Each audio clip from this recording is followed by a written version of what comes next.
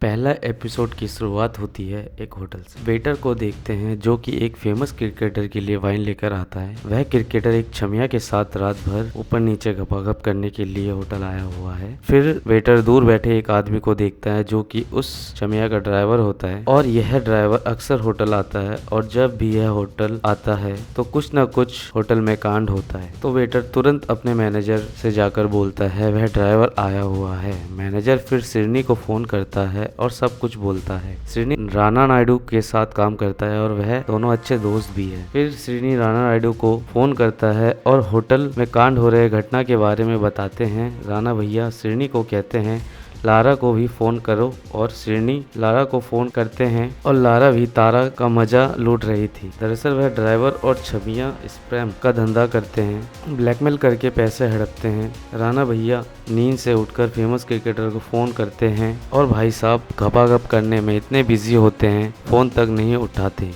जाहिर सी बात है इस समय कौन फोन उठाएगा। राणा भैया जल्दी होटल की ओर जाते हैं और जाते हुए फिर से फोन करते हैं। फिर क्रिकेटर भाई साहब फोन उठाते हैं। राणा भैया बोलते हैं भोसड़ी के उस रंडी को पेलना बंद कर और होटल में उस छमिया को छोड़कर जल्दी निकल। और छमिया अपना काम जो कि स्प्रे निकाल के एक छोटे से डिब्बे में रखकर एक बकेट में रख देती है और वह ड्राइवर उस बकेट को लेकर जाने लगता है और मैनेजर उसका पीछा करता है। ड्राइवर होटल से गाड़ी लेकर भागने लगता है। उसे मालूम नहीं था राणा भैया पहले से ही उसका इंतजार कर रहे हैं। और फिर राणा भैया ड्राइवर की रेसिंग होती है और फिर राणा भैया ड्राइवर को पकड़ लेते हैं। राणा भैया होटल आते हैं, उस क्रिकेटर से कहते हैं भूसड़ी के अगर यह स्प्रैम बाहर आ जाता तो किसी और के पेट में 9 महीने बाद तेरा बच्चा पल रहा होता। दरअसल क्रिकेटर को किसी बड़े हस्ती ने क्रिकेट लीज में 12 करोड़ में खरीदा होता है, इसलिए राणा भैया इस काम को करते हैं। फिर हमें हैदराबाद का सीन दिखाया जाता है। हैदराबाद जेल में एक कैदी 15 साल से जेल में है और उस आदमी को मर्डर के जुर्म में 20 साल की जेल होती है। उसके अच्छे कामों के लिए उसे 5 साल की सजा कम कर देते हैं। 15 साल बाद वह जेल से रिहा होते हैं और यह और कोई नहीं हमारा राणा भैया के पिताजी होते हैं। जब वह 15 साल बाद जेल से छूटते हैं और अपने घर जाते हैं उसके बाद हम फिर राणा भैया जी का घर देखते हैं जहाँ राणा भैया अपनी पत्नी के साथ सो रहे होते हैं और सुबह वाला काम करते हैं और फिर दोनों उठ जाते हैं और वह अपने बच्चों के लिए ब्रेकफास्ट बनाती है। राणा भैया की बेटी एक फैमिली ट्री बनाती है और राणा भैया उस फैमिली ट्री में अपने पापा को देखते हैं। राणा भैया को मिनिस्टर का फोन आता है और मिनिस्टर उसे शाबाशी देते हैं, उसने क्रिकेटर की जान बचाई इसलिए। और फिर मिनिस्टर राणा भैया को दूसरा काम देते हैं जिसका नाम फरजाद सोनावाला है जो कि एक बिल्डर होता है और उसने एक फिल्म के लिए पैसे लगाए हैं और उसकी मदद करने के लिए कहते हैं। और फिर हम देखते हैं नागा भैया जो कि एक शांत स्थान पर जाते हैं और वहाँ एक महाराजा शांति बनाए रखने के लिए ज्ञान देते हैं। नागा भैया उस महाराज से मिलने जाते हैं। उस महाराज के मुंह में घोड़ा डालकर कहते हैं मेरे बेटा जफा उसके साथ जो किया उसे ठीक कर नहीं तो तेरे मस्तक का भेजा बना दूंगा। फिर सिक्योरिटी गार्ड आ जाते हैं और फिर नागा भैया सिक्योरिटी गार्ड को गोली मार देते हैं, फिर वहाँ से फरार हो जाते हैं। फिर हम एक फिल्म शूटिंग देखते हैं जो कि राणा भैया के दूसरे बेटे तेज हैं और वह फिल्म बनाने का काम करते हैं। तेज भैया के पास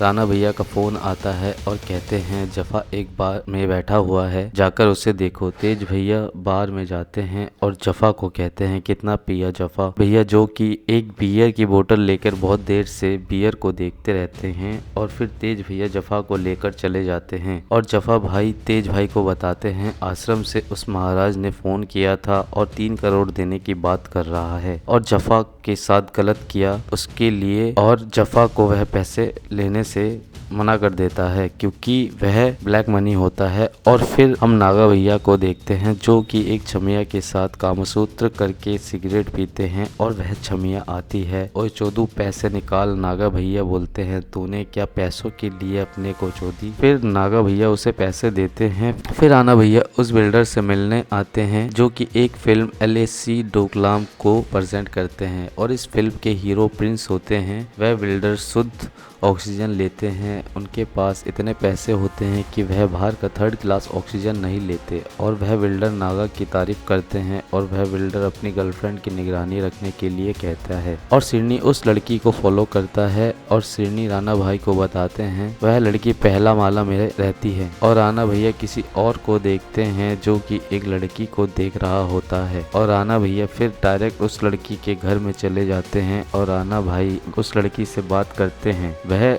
लड़की राणा को बताती है सोना वाला मुझे चीट कर रहा है और राणा भैया बोलते हैं क्या तुम भी चीट कर रही हो और फिर राणा भैया को अपने साथ कामसूत्र करने के लिए उनके जांघों पर हाथ फेरते हैं और राणा भैया है पिघलते नहीं हैं और वहां से चले जाते हैं और फिर तेज अपने भाई जफ़ा को अपने स्टूडियो लेकर आते हैं और आकर देखते हैं उनके पिताजी पहले से ही उनका इंतज़ार करते हैं और तेज भैया हैरान होते हैं कि उनके पिताजी इतने जल्दी कैसे आ गए हैं और फिर जफ़ा को कहते हैं राणा को फ़ोन करके बताओ जफ़ा तुम ही फ़ोन करो। दरअसल दोनों की राणा से फटती है और फिर हम प्रिंस भाई की बर्थडे पार्टी देखते हैं जहाँ बहुत बड़े बड़े हस्ती आए हुए होते हैं। तेज भैया राणा को फ़ोन करते हैं और बताते हैं नागा को जेल से छोड़ दिया। राणा हैरान होता है कैसे इतना जल्दी छोड़ दिया और प्रिंस भाई एक वीडियो फुटेज दिखाते हैं और कहते हैं ये कौन है और फुटेज में जो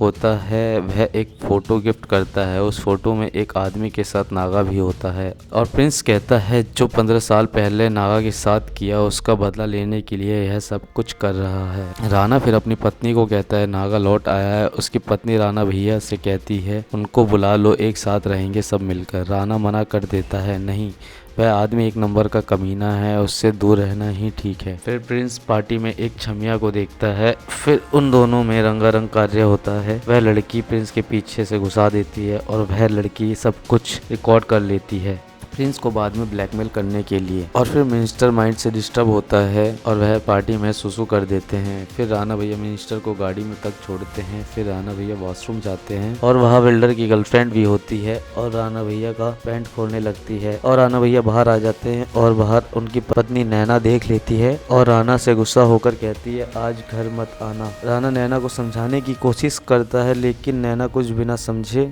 चली जाती है। उसके बाद देखते हैं नागा भैया अपने बच्चों के लिए वाइन लाते हैं। नागा जफ़ा को पीने के लिए कहते हैं। तेज नागा को मना कर देते हैं और फिर राणा भैया एक लट लेकर आते हैं। नागा भैया राणा को देखकर खुश होते हैं और राणा भैया कहते हैं नागा तेरे को यहाँ नहीं आना चाहिए था। इसके बाद एपिसोड खत्म होती है। अगले एपिसोड के लिए प्लीज हमारे चैनल को सब्सक्राइब कीजिए, लाइक कीजिए और शेयर कीजिए। Thank you.